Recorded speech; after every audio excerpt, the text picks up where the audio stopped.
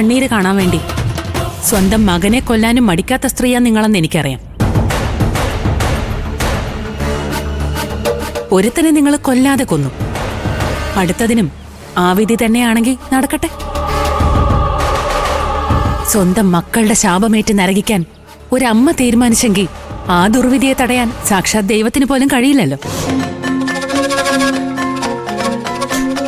പക്ഷെ അന്ന് നിങ്ങൾക്ക് നാവ് ഉയർത്താൻ ശേഷിയുണ്ടെങ്കിൽ നിങ്ങൾ ആദ്യം വിളിക്കുന്ന പേര് അനുപമയെന്നായിരിക്കും. ഓർത്തോ? അനുപമ വലിയ പുണ്യവതി വന്നിരിക്കുന്നു. എടി, നിന്റെ ശാപമൊന്നും എനിക്ക് ഏക്കത്തില്ലടി. എടി, നിന്റെ കുഴിപ്പുറത്ത് വെച്ച വാഴ കൊലച്ചിട്ടേ ഈ സുശീല ചാവൂ. ഓർത്തോ നീ?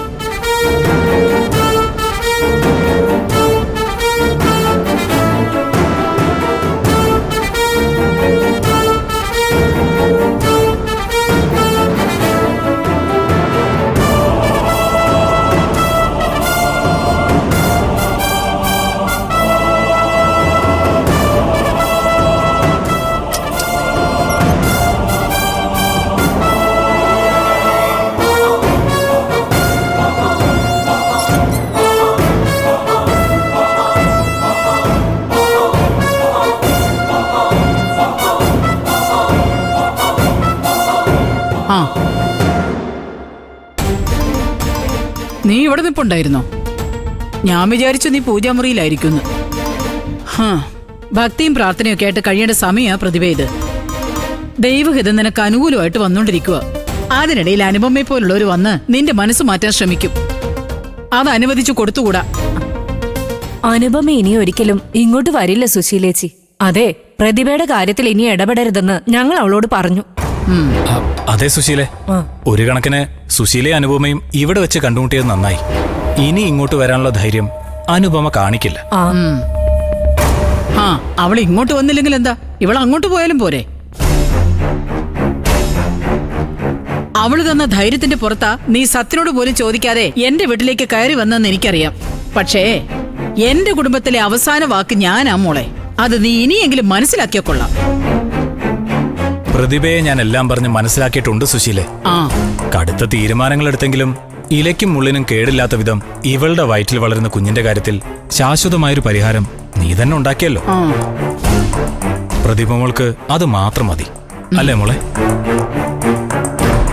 ഈ മനസ്സിന്റെ നന്മ തിരിച്ചറിഞ്ഞതുകൊണ്ടല്ലേ സുശീലേച്ചി നിങ്ങൾ വിളിച്ചു പറഞ്ഞ ഉടനെ ഇവള് മൗനവ്രതം തുടങ്ങിയത്? എനിക്ക് വഴങ്ങിയ നിന്റെ സമയം തെളിഞ്ഞു എന്നാ പ്രതിഭ അതിന്റെ അർത്ഥം. നിന്റെയും നിന്റെ വയറ്റിൽ വളരുന്ന കുഞ്ഞിന്റെയും ദോഷം മാറിക്കിട്ടാൻ കുറച്ചു നാളായിട്ട് ഞാൻ ഓടിക്കൊണ്ടിരിക്കുക. അവസാനം മാടങ്കണ്ടിയിലെത്തിയത് മഹാഭാഗ്യം എന്ന് പറഞ്ഞാ മതി. അവിടുന്നൊരു കാര്യം ഏറ്റാൽ ഏറ്റതാ. നിന്റെ വയറ്റിലെ കുഞ്ഞ് ദോഷങ്ങളൊന്നുമില്ലാതെ ജനിക്കുമെന്ന് മാടങ്കണ്ടി കാരണവർ എനിക്ക് വാക്ക് തന്നിട്ടുണ്ട്. പക്ഷേ പത്യവും പ്രാർത്ഥനയും അനുഷ്ഠിക്കണം. അത് തെറ്റിച്ചാൽ അതോടെ എല്ലാം തീരുവേ. ഇല്ല സുശീലെ, ഇനി നീ എന്ത് പറഞ്ഞാലും പ്രതിഭ മോളത് അനുസരിക്കും. അതെ, ഇവള് കൈവിട്ട് കളയാൻ നോക്കിയ ജീവനല്ലേ. ആ ജീവൻ നിലനിർത്താൻ വേണ്ടി എന്റെ മോൾ എന്തും ചെയ്യും, അല്ലേ മോളെ?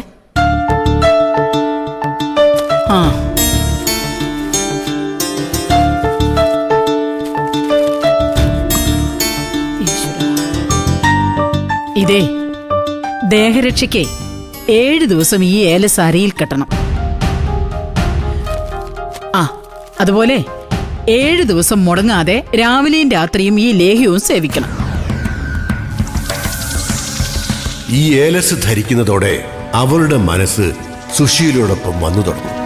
ഒപ്പം ലേഹ്യം കൂടി അകത്ത് ചെന്നാൽ അവൾ പോലും അറിയാതെ അവളുടെ ഉദരത്തിൽ വളർന്നുകൊണ്ടിരിക്കുന്ന ജീവന്റെ തുടിപ്പ് എന്നേക്കുമായി നിലയ്ക്കും.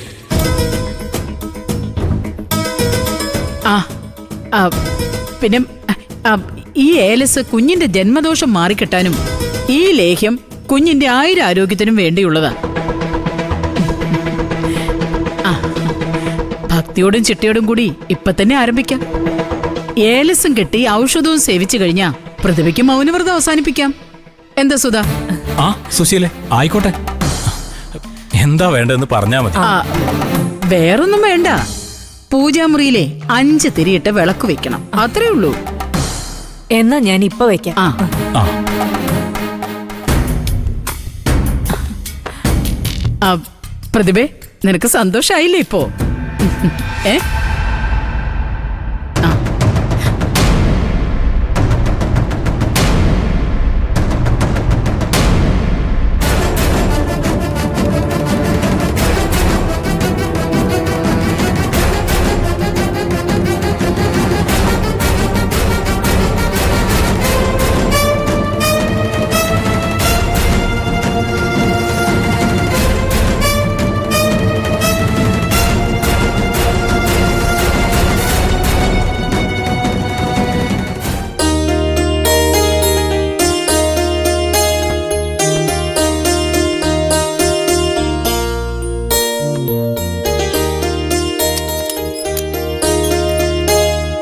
ആ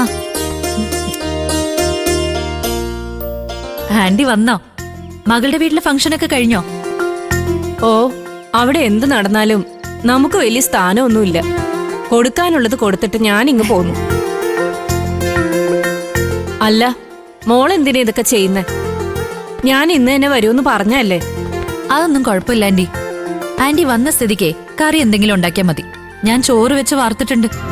ആ, അതും മോളാണോ ചെയ്തേ? അപ്പൊ അമ്പിളി എങ്ങോട്ട് പോയി? തയ്ക്കാനുള്ള തുണികൾ വാങ്ങിക്കാനെന്ന് പറഞ്ഞ് ചേച്ചി രാവിലെ തന്നെ പോയതാ. ഇതുവരെ വന്നിട്ടില്ല. അതെന്ത് പോക്ക അമ്പിളി പോയത്?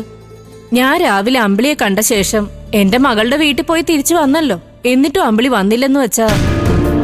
ആന്റി അമ്പിളി ചേച്ചിയെ കണ്ടെന്നോ? എവിടെ വെച്ച്?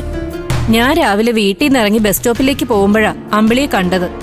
അവിടെ അടുത്തുള്ള സുഷമയുടെ വീട്ടില് ചുരിദാർ തയ്ക്കാനുള്ള തുണിയെടുക്കാൻ വന്നതാണെന്നാ പറഞ്ഞേ. തുണി വാങ്ങിക്കാൻ അങ്ങോട്ട് പോയാലുള്ള കുഴപ്പം ഇതാ, വല്ലതും പറഞ്ഞ അവിടെ ഇരുന്നു പോവും. ആ അത് ശരിയാ.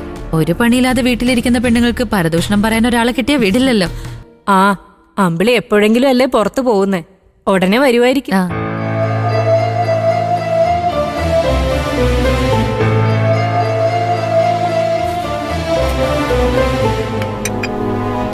ആന്റിയെ കണ്ടിട്ട് അമ്പിളി ചേച്ചി വേറൊന്നും സംസാരിച്ചില്ലല്ലോ അല്ലേ? വേറെന്താ ചീരു? അല്ല പിന്നെ വേറെ ആരെങ്കിലും കാണാനുണ്ടെന്നോ മറ്റോ? ഏയ്, അതൊന്നും പറഞ്ഞില്ല. പിന്നെ അച്ഛന്റെ മുറിന്ന് പുറത്തെടുത്ത് വച്ച ആ പെട്ടിയില് അമ്പിളിയുടെ എന്തോ സാധനം ഉണ്ടായിരുന്നെന്ന് പറഞ്ഞു. എന്ത് സാധനം? പഴയ എന്തോ സാധനങ്ങളാ. ഒരു ഓർമ്മയ്ക്ക് സൂക്ഷിച്ചു വച്ചതാണത്രേ.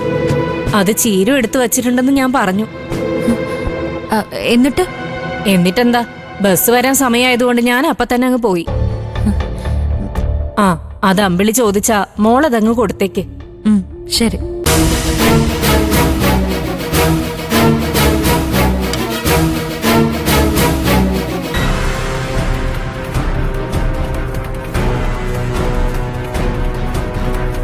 ഈശ്വര, ഇനി ആ സ്വർണ്ണം എന്റെ കൈ കിട്ടിയെന്നറിഞ്ഞു അമ്പിളി ചേച്ചി ഭയന്ന് മാറി നിൽക്കുന്നതായിരിക്കോ?